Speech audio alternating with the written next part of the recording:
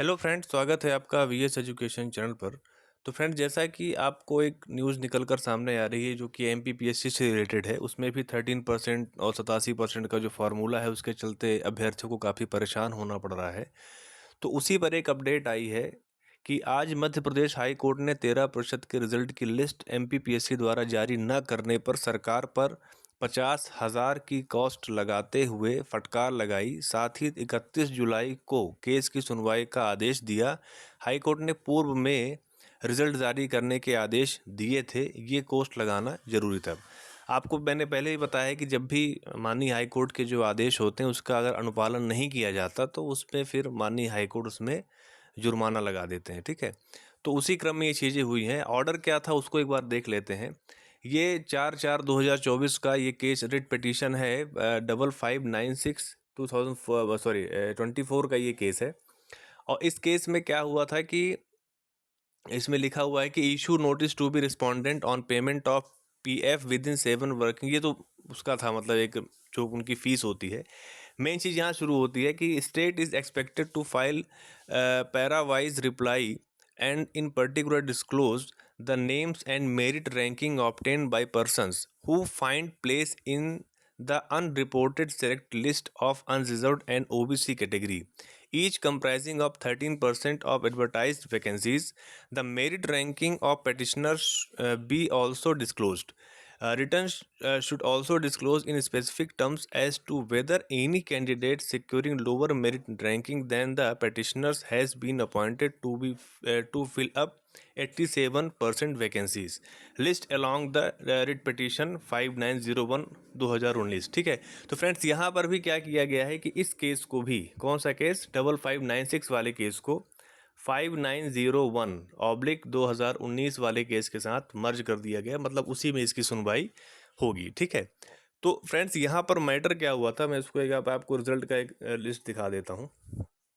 जो एमपीपीएससी का 19 का रिजल्ट जारी हुआ था उसमें सबसे बड़ी बात ये हो गई थी, यहाँ आप देखिए सबसे ऊपर लिखा हुआ है ये राज्य सेवा चयन सूची, मतलब इसे फाइनल रिजल्ट आया था चयन सूची ये जो है, और ये 87% पर जारी किया गया। ठीक है, इसी को लेकर के वहाँ पर बात हुई थी। हालांकि इसको पूरा आप जिस ऑर्डर को जब आप पढ़ेंगे तो यहाँ पर ये बात निकल कर आएगी कि शुरू में मतलब एमपीपीएससी ने जो किया वो जो वहाँ से जो भी पिटीशंस वहाँ पर लगी उसी को लेकर के चीज़ें की गई थी। मैं आपको उसको समझाता हूँ कैसे कैसे हुआ है। तो ये यहाँ पर एक काम किया गया।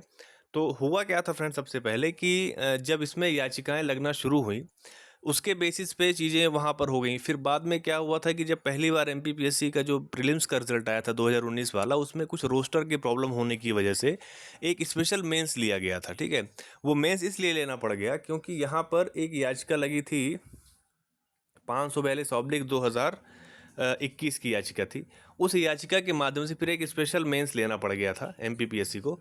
वो मेंस जब कंप्लीट हुआ उसके बाद क्या हुआ कि फिर 87-13 वाला मैटर खड़ा हुआ, जिसमें कि फिर ये चीज़ हो गई कि अब इसमें मतलब जो टोटल रिजल्ट आके निकल रहा है उसमें चूँकि 27% रिजर्वेशन की बात सामने आ गई थी, तो उसमें क्या किया जाए। तो उसको लेकर के फिर जो सामान्य प्रशासन विभाग था उसने फिर एक आदेश जारी करता है 29 सितंबर 2022 को, जिसमें सामान्य प्रशासन विभाग जनरल एडमिनिस्ट्रेशन डिपार्टमेंट जो है वो ये बोल देता है कि हम 87 और 13% का फार्मूला लगाते हैं और उसके आधार पर हम यहाँ पर क्या करेंगे, रिजल्ट को वो करेंगे। ठीक है, फिर इस ऑर्डर को भी चैलेंज किया गया किस रिट पिटीशन में, 24/847 में। ठीक है, 24/847 वाली रिट पिटीशन में इसको भी चैलेंज किया गया कि जो ये 87-13 का फॉर्मूला है वो अनकॉन्स्टिट्यूशनल है। ओबीसी कैंडिडेट्स को 27% पूरा रिजर्वेशन देना चाहिए, जिसको माननीय हाई कोर्ट ने खारिज किया। लेकिन उसमें एक ये ऑर्डर जारी कर दिया कि जो 13% सीट्स हैं उस पर रिजल्ट जारी नहीं किया जाएगा। ठीक है, सिर्फ 87 पर ही रिजल्ट जारी किया जाएगा। ठीक है, ये हुआ। उसके बाद फिर और याचिकाएं लगी, जिसपे अभी मैंने आपको 5596 वाली याचिका मैंने बताई, उसमें फिर ये हुआ कि 13% सीट्स को भी क्या करिए, आप डिस्क्लोज करिए, उसकी मेरिट बनाइए, जो कि एमपीपीएससी ने नहीं किया, जिस वजह से यहाँ पर उनको कॉस्ट लगाई गई है और 31 जुलाई तक उनको रिजल्ट परमिट करने के लिए बोला गया है। तो इसमें देखिए आगे क्या अपडेट आती है। लेकिन हाँ, ये ज़रूर है कि जो 13% की लिस्ट जारी होगी उससे किसी को इसमें चैन नहीं मिलने वाला। इस चीज़ को आप क्लियर समझ लीजिए। उससे सिर्फ ये पता चल जाएगा कि देखिए फ्रेंड्स क्या होता है कि एक तो बड़ी मुश्किल से भर्तियाँ आती हैं, ठीक है।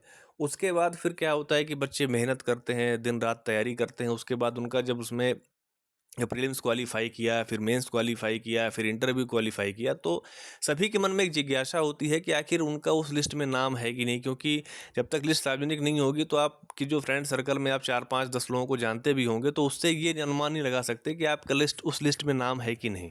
तो मेन जो अभ्यर्थियों की मंशा ये थी कि आप जो 13% को आपने होल्ड किया है, तो 13% ओबीसी और साथ में आप 13% यूआर, इन दोनों की सेपरेट लिस्ट आप यहाँ पे जारी कर दीजिए। अब वो लिस्ट जब जारी हो जाएगी तो उससे कैंडिडेट्स को ये तसल्ली हो जाएगी कि हाँ, उन्होंने जो मेहनत की थी उनके हिसाब से उनका लिस्ट में नाम है कि नहीं। सिर्फ इतनी सी बात थी, यहाँ पर किसी को चयन या किसी को ज्वाइनिंग देने की बात नहीं हो रही है।